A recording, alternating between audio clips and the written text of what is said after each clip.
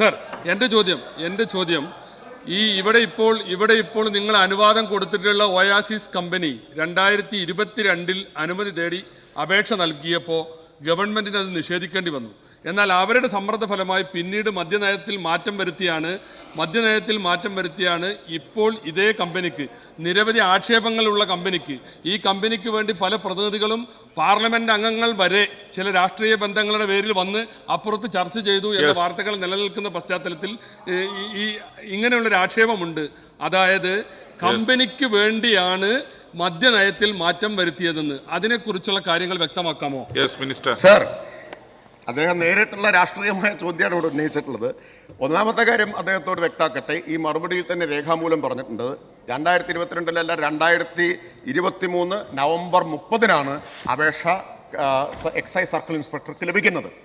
അത് എല്ലാ പരിശോധനകളും നടത്തി 16/2/2025 16/2/2025 അനുമതി കൊടുക്കുന്നത്. പ്രാരംഭാനുമതിയാണ് കൊടുത്തിട്ടുള്ളത്. എല്ലാ നിബന്ധനകളും പാലിക്കണം എന്ന വ്യവസ്ഥയോടെ പ്രാരംഭാനുമതിയാണ് കൊടുത്തിട്ടുള്ളത്. സർ, പിന്നെ അദ്ദേഹം രാഷ്ട്രീയമായ ആരോപണങ്ങൾ ഉന്നയിച്ചു. ആ ആരോപണങ്ങളിൽ ഏറ്റവും പ്രധാനപ്പെട്ട ആരോപണം ഇവിടെ ഉന്നയിച്ചില്ല. എന്തായിരുന്നു ഏറ്റവും പ്രധാനപ്പെട്ട ആരോപണം? തെലങ്കാനയിൽ നിന്നുള്ള മുൻ മുഖ്യമന്ത്രിയുടെ മകൾ കേരളത്തിൽ വന്നു. പരോക്ഷമായിട്ടാണ് പറഞ്ഞത്. പരോക്ഷമായിട്ടാണ്. എന്തിനാ മറച്ചു വെക്കുന്ന കാര്യം? എന്തിനാ മറച്ചു വെക്കുന്നത്? നിങ്ങളെല്ലാം ഉന്നയിച്ച ആക്ഷേപമല്ലേ.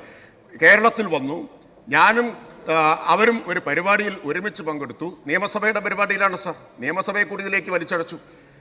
ആ പരിപാടിയിൽ പങ്കെടുത്തു. അന്ന് പ്രതിപക്ഷ നേതാവ് ഉന്നയിച്ചൊരു ചോദ്യം, അവരെവിടെയാണ് താമസിച്ചത് എന്ന് അന്വേഷിക്കണം എന്നാണ്. ഇപ്പോഴും അന്വേഷിക്കണമെങ്കിൽ വിരോധമില്ല. ഈ അഭിപ്രായം ഇപ്പോഴും നിങ്ങൾക്കുണ്ടോ?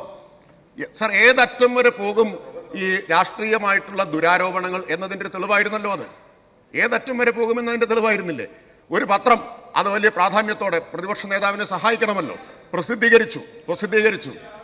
സാർ, അങ്ങനെ ഒരാൾ അസ്വസ്ഥനായിട്ട് കാര്യമില്ല. അങ്ങനെ ചോദിച്ചാൽ മറുപടി കിട്ടിയിരിക്കും. മറുപടി കിട്ടാനല്ലേ ചോദ്യം? നല്ല മറുപടി കിട്ടിയിരിക്കും. അപ്പോ സാർ, ഇങ്ങനെ ഒരാൾ ഇവിടെ വന്നിട്ടേ ഇല്ല എന്നുള്ളത്, ഇനി വന്നു എന്ന് തന്നെ കരുതുക. അന്ന് സാർ, ഞാൻ ഇവിടെയല്ല ഇരിക്കുന്നത്. അങ്ങേക്കറിയാമല്ലോ ഞാൻ എവിടെയാണ് അന്ന് ഇരുന്നിരുന്നത് എന്നത്. 2022 മെയ്യിലാണ്. 2022 മെയ്യിൽ ഞാൻ അവിടെയാണ് ഇരുന്നിരുന്നത്. അന്ന് ബഹുമാനായിട്ടുള്ള ഗോവിന്ദൻ മാഷാണ് എക്സൈസ് മന്ത്രി. അദ്ദേഹം CPIM സംസ്ഥാന സെക്രട്ടറി ആയത് അതും കഴിഞ്ഞ് 5 മാസം കഴിഞ്ഞിട്ടാണ്. അപ്പോൾ ത്രികാലജ്ഞാനം വേണം. ഈ അദൃശ്യമായിട്ട് നീ വന്നിട്ടുണ്ടെങ്കിൽ തന്നെ അദൃശ്യമായിട്ട് വേണമല്ലോ വരാൻ. ഇവിടെ വന്നിട്ടില്ല. കോടിയേരി രോഗബാധിതനായിട്ട് മരിക്കുമെന്നും അപ്പോൾ ഗോവിന്ദൻ മാഷ് എക്സൈസ് മന്ത്രിസ്ഥാനം ഉപേക്ഷിച്ച് സംസ്ഥാന സെക്രട്ടറി ആവുമെന്നും അങ്ങനെ മാറിയാൽ MV രാജേഷ് മന്ത്രിയാവുമെന്നും അപ്പോൾ എക്സൈസ് വകുപ്പ് തന്നെ കിട്ടുമെന്നും 6 മാസം മുമ്പ് മനസ്സിലാക്കാനുള്ള ത്രികാലജ്ഞാനം ഉണ്ടാവണം. ഇതാണ് സർ ആരോപണങ്ങളുടെ സ്വഭാവം.